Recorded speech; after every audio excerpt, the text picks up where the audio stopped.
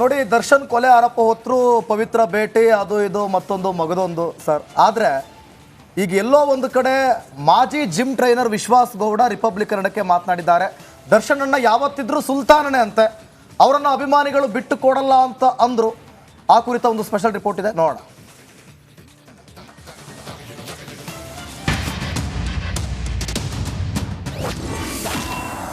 Republic ಕನ್ನಡದಲ್ಲಿ ದರ್ಶನ್ ಮಾಜಿ gym trainer,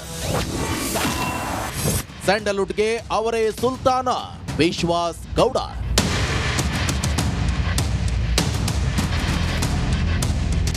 ಅಭಿಮಾನಿಯನ್ನೇ ಕೊಂದು ಜೈಲು ಸೇರಿರುವ ನಟ ದರ್ಶನ್ ಪರ ವಿರುದ್ಧ ಚರ್ಚೆ ಆಗುತ್ತಲೇ ಇದೆ. ಅಭಿಮಾನಿಗಳಲ್ಲದೆ ಆಪ್ತರು, ಸ್ಯಾಂಡಲ್ವುಡ್ ಮಂದಿ ಕೆಲವರು ಪರ ಮಾತಾಡಿದ್ರೆ, ಇನ್ನೂ ಕೆಲವರು ದರ್ಶನ್ ಮಾಡಿದ್ದಾರೆಂಬ ಕೊಲೆ ಕೃತ್ಯದ ಬಗ್ಗೆ ವಿರೋಧವನ್ನ ಮಾಡಿದ್ದಾರೆ.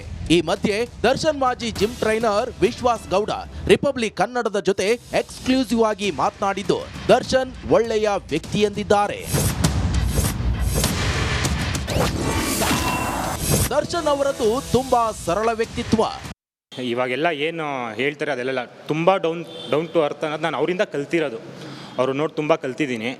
ಟ್ರೈನಿಂಗ್ ವಿಷಯ ಬಂದರೆ ನಾವೇನೇ ಹೇಳಲಿ ಸರ್ ಮಾಡ್ತಿದ್ರು. ವರ್ಕೌಟ್ ವಿಷಯ ಅಂತ ಬಂದರೆ ಅಷ್ಟು ಡೆಡಿಕೇಶನ್ನು. ಡಯಟ್ ಮಾಡೋದ್ರಲ್ಲಾಗಲಿ ವರ್ಕೌಟ್ ಅಂದರೆ ತುಂಬಾ, ಎಷ್ಟೇ ಶೆಡ್ಯೂಲ್ ಇರಲಿ, ಅಂದರೆ ಬ್ಯುಸಿ ಶೆಡ್ಯೂಲ್ ಇರಲಿ, ಟೈಮ್ ಮಾಡ್ಕೊಂಡು ಜಿಮ್ಗೆ ಅಂತ ಟೈಮ್ ಕೊಡ್ತಾಯಿದ್ರು. ಬೆಳಿಗ್ಗೆ ಏನೇನು ಇದ್ದೇ ಇರಲಿ ಇಲ್ಲದೇ ಇರಲಿ, ಬೆಳಿಗ್ಗೆ ಅವ್ರು ಕರೆಕ್ಟಾಗಿ 5 ಗಂಟೆಗೆ ಜಿಮ್ ಬರ್ತಾಯಿದ್ದು, ವರ್ಕೌಟ್ ಮಾಡ್ತಾಯಿದ್ದು. ದರ್ಶನ್ ಯಾವತ್ತೂ ಸ್ಟಾರ್ಡಮ್ ತೋರಿಸಿರ್ಲಿಲ್ಲ. ಮತ್ತು ಮಾಲೆ ಹಾಕಿದಾಗ ಎಲ್ಲ ನೆಲದ ಮೇಲೆ ಮಲಗ್ತಾ ಇದ್ದಿದ್ದು. ನಮ್ಮ ಪಕ್ಕ ಮಲಗಿದ್ದಾರೆ ಸರ್, ಮಾಲೆ ಹಾಕ್ಕೊಂಡಾಗ ನಮ್ಮ ಪಕ್ಕ ಮಲಗಿದ್ದಾರೆ.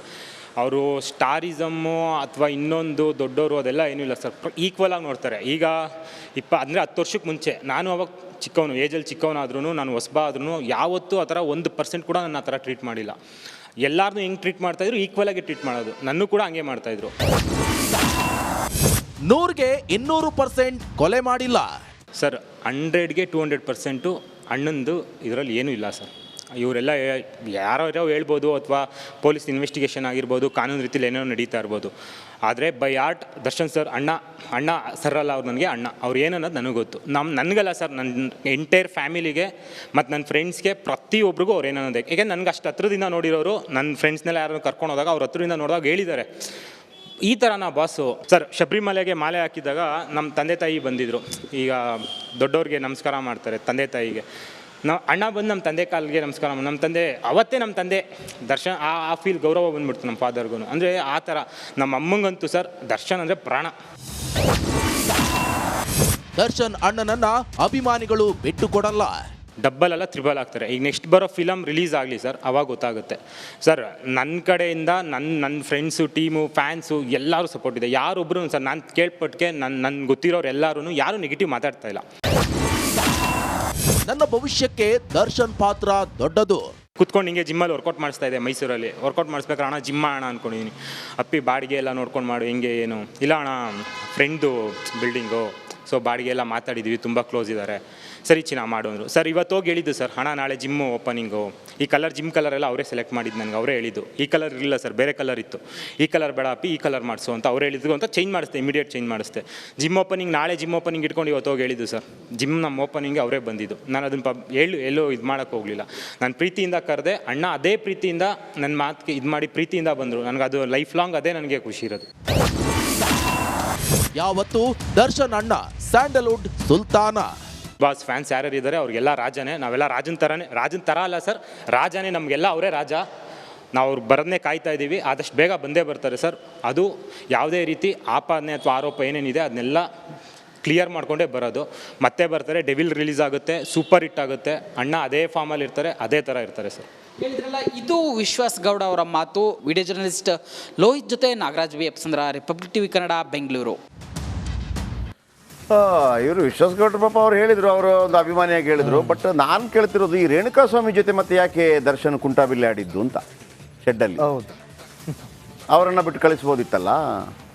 ಚಿನ್ನ ಹಿಂಗೆ ಮಾಡಬೇಡ ಚಿನ್ನ, ಇದು ಒಳ್ಳೇದಲ್ಲ ಚಿನ್ನ ಅಂತೇಳಿ ಮಾಡಿ ಕಳಿಸ್ಬೋದಿತ್ತಲ್ಲ. ಈಗ ಅವರ ರೇಣುಕಾಸ್ವಾಮಿ ಅವರ ಫ್ಯಾಮಿಲಿ ಅವ್ರೇನು ಮಾಡಬೇಕು? ಆ ಚಿನ್ನ ಬಿಡಬೇಕಲ್ಲ ಸರ್. ಮತ್ತೊಂದು ಚಿನ್ನಕ್ಕಾಗಿ ಈ ಚಿನ್ನಕ್ಕೆ ಹಿಂಗೆ ಹೊಡೆದ್ರೆ ಹೌದು ಅಲ್ವಾ? ಅವರು ಕೂಡ ಅಭಿಮಾನಿ ಆಗಿದ್ರಲ್ವ, ಅವ್ರ ಮನೇಲಿ ಫೋಟೋಗಳು ಸಿಕ್ತಲ್ವಾ? ಹೊರಗೆ ಬರ್ತಾರೆ ನಿಜ, ಹೊರಗೆ ಬರಬೇಕು ಮತ್ತೊಂದು ಅಂತ ನೀವು ಕಾಯ್ತಾ ಇದ್ದೀರಿ. ಆದರೆ ಕಾನೂನು ಬಿಡಬೇಕಲ್ಲ. ಕಾನೂನು ಇಲ್ಲಿ ದೊಡ್ಡದಲ್ವಾ? ಕಾನೂನು ದರ್ಶನ್ಗೆ ತುಂಬ ಜನ ಫ್ಯಾನ್ಸ್ ಇರ್ಬೋದು, ಆದರೆ ಕಾನೂನು ದರ್ಶನ ಫ್ಯಾನ್ ಅಲ್ಲಲ್ವಾ? ಕಾನೂನಿನ ಫ್ಯಾನು ಅಷ್ಟೇ. ತಪ್ಪು ಮಾಡಿದವ್ರಿಗೆ ಶಿಕ್ಷೆ ಆಗಬೇಕು, ಅದರಲ್ಲಿ ಎರಡು ಮಾತಿಲ್ಲ, ಯಾರೇ ಆಗಿರಲಿ. ನೆಕ್ಸ್ಟ್ ನೋಡಿ, ಈಗ ಒಂದೇ ಒಂದು ಕುತೂಹಲ, ದರ್ಶನ್ ಇದ್ದ ಠಾಣೆಗೆ ಶಾಮಿಯಾನ ಅವತ್ತು ಹಾಕಿದ್ ಯಾಕೆ ಅಂತ. ಪೊಲೀಸ್ ಠಾಣೆಗೆ ಶಾಮಿಯಾನ ಗುಟ್ಟು ರಟ್ಟಾಗುತ್ತಾ? ಹಾಗಾದ್ರೆ ಮಾಡಿದ ತಪ್ಪನ್ನ ಮುಚ್ಚಿಕೊಳ್ಳೋಕೆ ಪೊಲೀಸ್ನವರು ಯತ್ನಿಸಿದ್ರ? ಮಾಧ್ಯಮದವರಿದ್ದಾರೆ, ಅಭಿಮಾನಿಗಳಿದ್ದಾರೆ ಅಂತ ಹೇಳಿ ಕಾರಣಗಳನ್ನ ಕೊಟ್ಟು ಈ ರೀತಿ ಮಾಡಿದ್ರ? ಈಗ RTI ನಲ್ಲಿ ಹಾಕಿದ್ದಂಥ ಪ್ರಶ್ನೆ, ಆ ಪ್ರಶ್ನೆಗೆ ಈಗ ಠಾಣೆ ಒಳಗಿನ CCTV ದೃಶ್ಯ ನೀಡುವಂತೆ RTI ಕೇಳಿದೆ.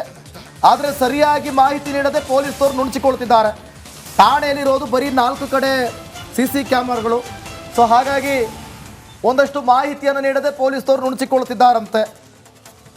ಏನು ಹೆಚ್ಚಿನ ಮಾಹಿತಿಯನ್ನು ನೀಡ್ತಾ ಇಲ್ಲ. ಮೇಲಾಧಿಕಾರಿಗಳ ಕಡೆ ಕೈ ಮಾಡಿ ಪೊಲೀಸ್ನವರು ಇಲ್ಲಿಂದ ತಪ್ಪಿಸ್ಕೊಳ್ತಾ ಇದ್ದಾರೆ. ಸಾಕಷ್ಟು ಟ್ರೋಲ್ ಆಯ್ತು ಸರ್ ಇದು. ಯಾತಕ್ಕಾಗಿ ಶಾಮಿಯಾನ ಹಾಕ್ತಿದ್ದಾರೆ? ಮದುವೆ ಊಟನ ಅಲ್ಲಿ ಮದುವೆ ಗಿದ್ವೆ ಮಾಡ್ತಿದಾರ? ಈ ರೀತಿಯಾದಂತ ಸಾಕಷ್ಟು ಹಂಗೆ ಬಂದಿತ್ತು.